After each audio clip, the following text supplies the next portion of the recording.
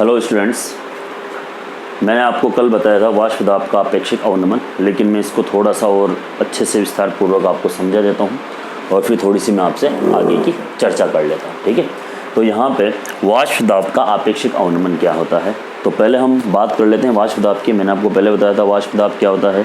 किसी भी द्रव की या पदार्थ की सतह पर वाष्प द्वारा डाला गया लंबवत दाब वाष्प दाब कहलाता है। ठीक है, तो लेकिन हम यहाँ पे वाष्प दाब का अपेक्षिक अवनमन अणुसंख्यक गुणधर्म के आधार पर यहाँ पढ़ेंगे। मैंने आपको 4 प्रकार के अणुसंख्यक गुणधर्म बताए थे, उसमें से पहला है वाष्प दाब का अपेक्षिक अवनमन। ठीक है, तो वाष्प दाब का अपेक्षिक अवनमन होता क्या है ये देख लीजिए। पहले मैं आपको एक्सप्लेन कर देता हूँ, फिर राउल्ट्स के नियम पे आऊँगा।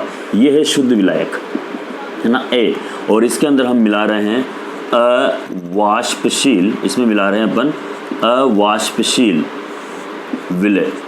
क्या मिला रहे हैं बेटा? अवाष्पशील विलय। ठीक है, तो शुद्ध विलायक क्या होता है? वाष्पशील होता है, और अवाष्पशील क्या है? अविलय है। अब मैंने आपको अभी बताया कि जो घटक वाष्पशील होगा उसी का दाब लगेगा।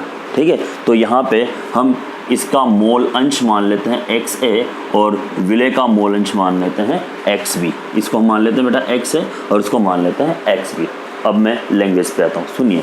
किसी शुद्ध विलायक में अवाष्पशील विलय मिलाने पर विलयन का वाष्प दाब, तो शुद्ध विलायक के वाष्प दाब को हम यहाँ पे डिनोट कर रहे हैं P नोट से या PA से, आप जैसे भी कर सकते हो। जब इसमें विलय मिलाया तो ये विलयन बन गया, तो उसका वाष्प दाब हम यहाँ डिनोट करते हैं PX से। ठीक है, तो किसी शुद्ध विलायक में अवाष्पशील विलय मिलाने पर विलयन का वाष्प दाब शुद्ध विलायक के वाष्प दाब से कम हो जाता है। ठीक है, तो हम इसको ऐसा लिख देंगे, ये ज़्यादा है और ये कम है। ठीक है, और इस कमी को हम क्या बोलते हैं? अवनमन, अवनमन। ठीक है, तो वाष्प दाब में इस कमी को अवनमन कहा जाता है, जिसे राउल्ट के नियम के अनुसार सत्यापित करते हैं। अब मैं राउल्ट का नियम अप्लाई करूंगा, सत्यापित कैसे करते हैं। ठीक है, सामने देखो, मैंने यहाँ पे आपके लिए राउल्ट का नियम लिख रखा है और मैं इसको पूरा एक्सप्लेन करूंगा। ठीक है, राउल्ट का नियम ये कहता है कि किसी अवाष्पशील विलय के विलयन का, ये विलयन हो गया है ना, किसी अवाष्पशील विलय के विलयन का वाष्प दाब विलायक की मोल भिन्न के समानुपाती होता है। किसके समानुपाती होता है बेटा? विलायक की मोल भिन्न के समानुपाती होता है। तो विलायक का मोल भिन्न क्या है? XA है, तो मैं इसको ऐसा लिख सकता हूँ। देखिए, ये PS विलयन का वाष्प दाब समानुपाती XA लिख सकता हूँ, और जब मैं इसको सॉल्व करूँगा तो PA equals to P naught, या PA भी लिख सकता हूँ मैं, है ना, ये लिख दूँ X है, तो P नोट क्या है? शुद्ध विलायक का वाष्प दाब। हम यहाँ पे लिख सकते हैं P नोट या PA बराबर हम यहाँ पे लिख सकते हैं बेटा, आप A भी लिख सकते हो, जरूर नहीं है ना। P नोट बराबर क्या है? यहाँ पे शुद्ध विलायक का वाष्प दाब है। ठीक है साहब, तो मैंने इसको सॉल्व कर दिया। आप A भी लिख सकते हो, मैंने पहले ही आपको बोल दिया है, ये साइन है, आप कैसे भी इसको लिख सकते हो, डजंट मैटर। चलो जी, अब देखो, हम जानते हैं, क्या जानते हैं बेटा? XA प्लस XB बराबर होता है 1, तो यहाँ लिख दूँ क्या? XA बराबर 1 माइनस XB। ठीक है, तो यहाँ लिख देता हूँ मैं, इसको समीकरण नंबर 1 दे दिया, और यहाँ लिख रहा हूँ मैं XA का मान समीकरण 1 में रखने पर, तो रख देते हैं भाई साहब। देखिए, PS बराबर P नोट 1 माइनस XB हो गया बेटा, हो जाएगा, कोई दिक्कत ही नहीं है। देख लीजिए आप, थोड़ा सा मैं इसको सेट कर लेता हूँ ना। ओके, चलो जी, ओके, अब मैं इसको लिख देता हूँ PS बराबर P note minus P note XB लिख सकता हूँ बेटा, कोई दिक्कत नहीं है। अब देखिए, मैं क्या कर रहा हूँ, इसको बाहर ला रहा हूँ और इसको अंदर लेके जा रहा हूँ, तो मैं इसको ऐसा लिखूंगा बेटा। देखिए, इसको मैं ऐसा लिख दूंगा।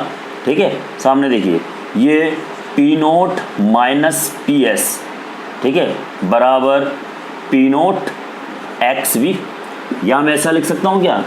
XB बराबर P note minus PS upon P note. ठीक है, अच्छा, अब देखिए, मैंने आपको बताया था कि ये है वाष्प दाब का अवनमन, और वाष्प दाब अवनमन में शुद्ध विलायक का भाग देने पर प्राप्त परिणाम को क्या बोलते हैं बेटा? अपन प्राप्त परिणाम को वाष्प दाब का अपेक्षिक अवनमन कहते हैं। ठीक है, अब देखो यहाँ पे XB बराबर P note minus PS upon P note, तो XB क्या है? एक्स भी क्या है, विलय का मोल भिन्न, ठीक है। तो विलय के मोल भिन्न को हम यहाँ पे कैसे लिखेंगे, देखो बेटा यहाँ ऐसे लिखेंगे Na/NB प्लस Na, ठीक है, equals to P0 minus PS/P0। इससे यह पता चल रहा है कि वाष्प दाब का आपेक्षिक अवनमन, वाष्प दाब का आपेक्षिक अवनमन विलय के मोल भिन्न या मोलों की संख्या पर निर्भर कर रहा है, अर्थात यह एक अणु संख्यक गुणधर्म है। और राउल्ट के नियम के अनुसार हम क्या कर सकते हैं बेटा, Na की मात्रा को बहुत ही कम, Na की मात्रा को बहुत ही कम मानते हैं Nb के सापेक्ष, ठीक है, Nb के सापेक्ष इस मात्रा को हम बहुत ही कम मानते हैं। तो हम इसको ऐसा भी लिखेंगे ना, मुझे जगह चाहिए इसलिए मुझे ये मिटाना पड़ेगा बेटा, है ना, ठीक है। तो अब इसको हम नगण्य मान सकते हैं क्योंकि राउल्ट का नियम अत्यंत तनु विलयनों के लिए अप्लाई होता है। और तनु विलयन कब होगा, जब विलय की मात्रा अत्यंत कम होगी। तो हम यहाँ पे विलायक की मात्रा की तुलना में इसको नगण्य मान लेते हैं। तो ऐसा लिख सकता हूँ क्या मैं, Na/NB equals to delta P लिख दूँ, P0 माइनस PS को अपॉन P0 लिख सकता हूँ बेटा। अब देखिए यहाँ पर, अब देखो यहाँ पे Na को हम कैसे लिखते हैं, Na विलय के मोलों की संख्या बराबर विलय का भार और यहाँ विलय का अणुभार, मतलब विलायक मान रहे हैं, विलायक का भार था, विलायक का अणुभार, ठीक है। सॉरी मैंने यहाँ पे x भी था तो मुझे b लिखना था ना, क्योंकि हम मैंने यहाँ विलय, जो विलय है उसको माना है b और विलायक को माना a, है ना, इसलिए थोड़ा सा यहाँ पे ध्यान रखेंगे अपन, ठीक है। और यहाँ भी ये विलायक और ये विलय, ओके। अब इसको हम विलय और प्लस विलायक n, हाँ विलय है ना, NB प्लस n है, ठीक है। तो अब हम यहाँ पे किसको नगण्य मान रहे हैं, NB को मानेंगे ना। यहाँ पे NB को मान नगण्य है Na की तुलना में। तो यहाँ पे जो मान आएगा मेरे पास बेटा, ये आ जाएगा NB बटा Na, ओके। अब देखो ये n यहाँ आएगा, Na क्या है, विलायक का भार। तो यहाँ पे विलायक का भार और विलायक का अणुभार लिखूंगा बेटा। और Nb बराबर क्या है, विलय, तो यहाँ लिखूंगा विलय का भार बटा अणुभार को m से, विलय का अणुभार। दोनों मान उठा के मैं यहाँ पे रख देता हूँ। अगर मैं दोनों मान उठा के यहाँ रखूंगा बेटा तो क्या होगा, देखो Wb बटा Mb, ठीक है। और ये ऊपर जाएगा तो क्या आएगा बेटा, ये देखो, ये यहाँ पे क्या जाएगा, ये ऊपर आ जाएगा मेरे पास Ma इंटू WA बराबर डेल्टा P/डेल्टा M। यहाँ इससे ये सिद्ध होता है कि विलय वाष्प दाब का आपेक्षिक अवनमन विलय के मोलर द्रव्यमान पर, Mb क्या है, विलय का मोलर द्रव्यमान है, विलय के मोलर द्रव्यमान पर निर्भर करता है। अतः यह एक अणु संख्यक गुणधर्म है। ये पूरा है सबसे इजी और अच्छा, विलय के मोल भिन्न पर निर्भर करता है, अर्थात मैं ये कह सकता हूँ कि यह एक अणु संख्यक गुणधर्म है। इसको आपको समझना है, बहुत इजी है, आप स्टॉप करके म्यूट करके भी इसको वापस से देख सकते हो, ठीक है बेटा। चलो जी, अब हम आगे की यहाँ पे बात कर लेते हैं थोड़ी सी आप लोगों से, ठीक है। अब हम यहाँ पे आपसे आगे की बात कर लेते हैं। आप यहाँ पे पूरे साइन भी लिख सकते हैं बेटा, है ना, यहाँ पे आपको ये पूरे साइन भी लिखने को मिल सकते हैं आराम से। WB बराबर क्या है, विलय का भार, MB बराबर क्या है, विलय का अणुभार, ठीक है। MA बराबर क्या है, विलायक का भार, WA बराबर क्या है, विलायक का, मतलब ये विलायक का अणुभार, ये विलायक का भार, डेल्टा P अवनमन और P0 शुद्ध विलायक का वाष्प दाब। और इस पे बेस्ड आपको न्यूमेरिकल भी मिलता है जो कि आप इजी वे में और आराम से इसको सॉल्व कर सकते हो, ठीक है बेटा।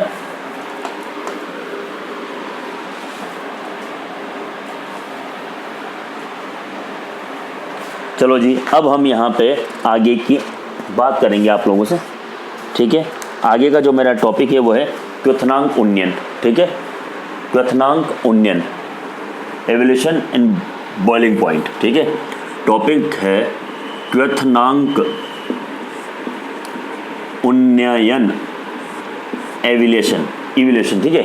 उन्नयन क्या होता है, उन्नयन का मतलब होता है बढ़ना, वृद्धि करना, ठीक है, बढ़ना और वृद्धि करना ये है। तो हम जो शब्द लिखाते हैं मैं पहले उसको समझा देता हूँ ताकि आप थोड़ी सी बातों को समझ जाए, ठीक है। देखिए उन्नयन क्या है, उन्नयन माना बढ़ना। माना कि ये एक शुद्ध विलायक है साहब, और मैंने अभी भी कहा था कि जो शुद्ध विलायक होगा, ठीक है, शुद्ध विलायक होगा वो वाष्पशील है, ठीक है, वाष्पशील है तो इसका वाष्प दाब भी क्या होगा बेटा, ज़्यादा होगा। मैं इसके वाष्प दाब को पी नोट से डिनोट कर देता हूँ, ठीक है, किससे डिनोट किया मैंने इसको, पी नोट से, है ना, वाष्प दाब को। अब जब ये वाष्पशील है, ठीक है, तो जल्दी उबलेगा, मतलब टेम्परेचर कम लगेगा, समझना, उन क्वथनांक की बात करूंगा इसी से ही मैं रिलेटेड। तो अब क्या होगा, ये जल्दी उबलेगा, जल्दी उबलेगा तो तापमान कम देना पड़ेगा। अब मैं इसके अंदर मिला रहा हूं बेटा अवाष्पशील, क्या मिला रहा हूं, अवाष्पशील विलय। अब अवाष्पशील विलय मिलाऊंगा तो इसकी वाष्प कम बनेगी, कम बनेगी तो अब इसको ज्यादा टेम्परेचर देना पड़ेगा, है ना। अब देखो, जब ये केवल विलायक था तो सपोज करो 80 डिग्री सेल्सियस पर ये उबल जाता था, गर्म हो जाता था। लेकिन जब मैंने अवाष्पशील विलय मिला दिया तो ये विलयन बन गया, विलयन बन गया तो सपोज करो अब ये 100 डिग्री सेल्सियस पर गर्म हो रहा है। तो पहले तो 80 पे हो रहा था, अब किस पे हो रहा है, 100 पे हो रहा है, तो टेम्परेचर बढ़ गया, इसको बढ़ गया ना, तो इसे बोलते हैं उन्नयन, ठीक है। तो यहाँ पे ये जो वृद्धि हुई है 20 की, है ना, इसे क्या हम बोलेंगे, क्या, उन्नयन बोलेंगे। और इन्हीं को हम लैंग्वेज में लिखते हैं और समझाते हैं। किसी शुद्ध विलायक में अवाष्पशील विलय मिलाने पर, किसी शुद्ध विलायक में अवाष्पशील विलय मिलाने पर विलयन का वाष्प दाब विलयन का क्वथनांक शुद्ध विलायक के क्वथनांक से बढ़ जाता है, अर्थात इसको अधिक तापमान पर गर्म करना पड़ता है। क्वथनांक में इस वृद्धि को क्वथनांक उन्नयन कहा जाता है, ठीक है। अब हम इसको दाब से जोड़ेंगे। अब दाब के लिए मैं आपको डेफिनेशन बताऊंगा क्वथनांक की, बॉइलिंग पॉइंट होता क्या है, ठीक है। हम नॉर्मली बोलते हैं कि वो ताप जिस पे पदार्थ उबलना प्रारंभ हो जाता है, बट ये सही नहीं है। तो इसकी जो राइट डेफिनेशन है वो क्या है, आप सब भी जानते हो और पढ़ा भी होगा आप लोगों ने।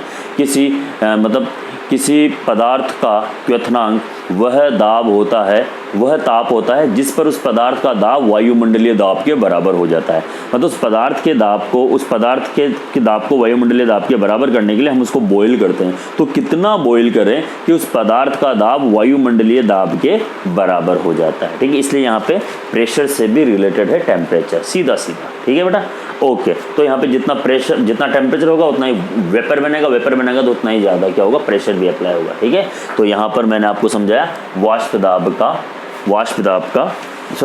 के क्वथनांक का उन्नयन, ठीक है। अब हम इसको यहाँ पर एक ग्राफ द्वारा भी दर्शाएंगे और समझने का पूरा प्रयास करेंगे, ठीक है। तो यहाँ पे वाष्प दाब और ताप के मध्य कुछ विलायकों के लिए ग्राफ खींचे गए हैं। यहाँ पे समझना बेटा थोड़ा सा, है ना, ये x 0x और ये y है। यहाँ पे दो ग्राफ खींचे गए हैं, ये इस तरह से, ठीक है। तो ये एक ग्राफ का मैं नाम दे देता हूँ A और B, और दूसरे ग्राफ को नाम दे रहा हूँ मैं C और D। एक वायुमंडलीय दाब पर जब मैं सीधी रेखा खींचता हूँ, तो ये इस ग्राफ को x और y बिंदुओं पर काटती है। यहाँ पे हम लेते हैं वाष्प दाब, ठीक है, और यहाँ लेते हैं हम टेम्परेचर क्वथनांक, ठीक है। तो जब एक वायुमंडलीय दाब पर मैं जब सीधी रेखा खींचता हूँ एक एटीएम पर, तो ये इस ग्राफ को x और y दो बिंदुओं पर काटती है, ठीक है। और यहाँ से ताप अक्ष की ओर लंबवत रेखा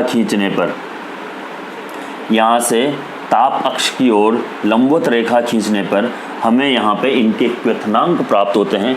ये जो ग्राफ था ये तो था शुद्ध विलायक का, ठीक है, और ये ग्राफ था किसका, विलयन का, ठीक है। तो यहाँ पे जो ये आता है इसे टीबी नोड बोलते हैं और इसे बोलते हैं टीबी होता है टीबी होता है विलायक का क्वथनांक। किसका है बेटा, ये विलायक का क्वथनांक। और टीबी नोड होता है ये है विलयन का क्वथनांक, है ना, ये विलयन का क्वथनांक, और टीबी नोट है शुद्ध विलायक का क्वथनांक। तो क्वथनांक में उन्नयन डेल्टा टीबी बराबर, देखो टीबी माइनस टीबी नोट, इस तरह से हम निकालते हैं। क्वथनांक में जो उन्नयन है वो किस तरह से निकालेंगे, टीबी बराबर टीबी माइनस टीबी नोट। अब मैं वापस से आपको एक बार और एक्सप्लेन कर देता हूँ, ये सारी की सारी चीज़ें, है ना, इसको समझना बहुत ही आवश्यक है, ठीक है। सामने देखो बेटा, यहाँ पे शुद्ध विलायक और विलयन के मध्य वाष्प दाब वो ताप ग्राफ खींचे गए हैं, वक्र खींचे गए हैं जो आपके सामने हैं, ठीक है। ये है वाष्प दाब और यहाँ पे हम ये लेते हैं टेम्परेचर, ठीक है। दो ग्राफ है मेरे पास, दो कर्व हैं ए और बी, एक ये है शुद्ध विलायक के लिए और एक है सी और ये डी जो है ये जो है विलयन के लिए, ठीक है, जो किसके लिए, विलयन के लिए। यहाँ से एक वायुमंडलीय दाब पर जब हम सीधी रेखा खींचते हैं तो इस ग्राफ को इस x और y बिंदु पर काटते हैं, ठीक है। यहाँ से ताप अक्ष की ओर लंबवत रेखा खींचने पर, ये ताप अक्ष की ओर लंबवत रेखा खींचते हैं तो यहाँ पर हमें TB नोट और TB प्राप्त होते हैं जो क्रमशः शुद्ध विलायक वो विलयन के क्वथनांक होते हैं, अर्थात क्वथनांक में उन्नयन। देखिए बेटा, ज़्यादा में से हमेशा कम को ही हम घटाएंगे, तो ये जो डिफरेंस है इसे हम बोलते हैं डेल्टा टीबी, क्वथनांक में उन्नयन। तो क्वथनांक में उन्नयन मेरे पास क्या आएगा, डेल्टा टीबी बराबर टीबी माइनस टीबी नोट, ठीक है बेटा। अब यहाँ पर आपको ये समझना है थोड़ा सा, और कुछ भी नहीं करना है, ठीक है। तो ये क्वथनांक उन्नयन में यहाँ लिख देता हूँ, डेल्टा टीबी बराबर टीबी माइनस टीबी नोट, क्वथनांक उन्नयन, ठीक है। अब देखिए प्रयोगों द्वारा, वैसे तो हम इसको पहले समझा था लेकिन अब सिर्फ केवल एक लाइन आने लगी कि प्रयोगों द्वारा ज्ञात हुआ है, कि प्रयोगों द्वारा ज्ञात हुआ है कि, तो प्रयोगों द्वारा क्या ज्ञात हुआ है हम यहाँ पे समझा देते हैं। प्रयोगों द्वारा भी समझ लो और वैसे भी समझ लो, ठीक है। या राउल्ट के नियम के अनुसार हम जानते हैं कि, राउल्ट के नियम के अनुसार हम जानते हैं कि डेल्टा पी यहाँ पे समानुपाती होता है एक्स बी के, है ना। शुद्ध क्या था, विलायक था, तो एक्स बी के क्या होता है बेटा, यहाँ पे समानुपाती होता है। और हम जानते हैं कि यहाँ पर डेल्टा पी और डेल्टा टी बी दोनों ही लगभग क्या होते हैं, बराबर होते हैं, क्योंकि जिस तरह से हम ताप बढ़ाएंगे तो दाब भी यहाँ पे बढ़ेगा। तो हम ऐसा लिख सकते हैं, डेल्टा टी बी समानुपाती X B, delta T B बराबर K B into X B. K B को हम यहाँ पे बोलते हैं, केबी को हम यहाँ पे बोलते हैं क्वथनांक उन्नयन स्थिरांक। केबी बराबर क्या बेटा, यहाँ पे केबी है हमारे पास, यहाँ पे क्वथनांक उन्नयन स्थिरांक, ठीक है। केबी को हम क्या बोलते हैं, क्वथनांक उन्नयन स्थिरांक को के बाद जानते हैं यहाँ पे, तो क्वथनांक उन्नयन स्थिरांक हम यहाँ पे इसको बोलते हैं, ठीक है। अब देखिए बेटा, एक्स बी का मान तो मैंने आपको बताया था, है ना।